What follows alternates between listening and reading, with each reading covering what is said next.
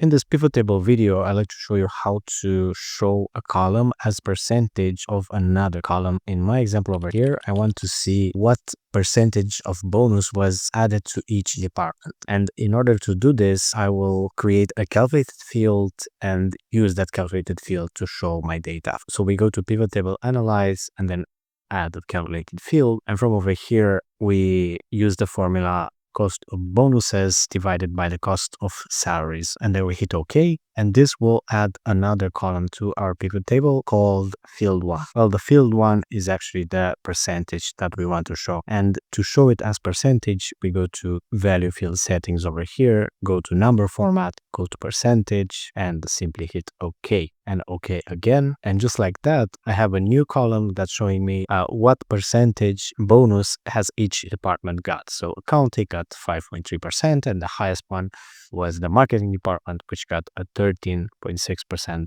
bonus. This is how to do it. I hope you learned something new. If you did, thumbs up the video, subscribe, comment down below if you have issues with this approach, and I'll try to help you out. And if you choose to subscribe, I'll see you in the next video.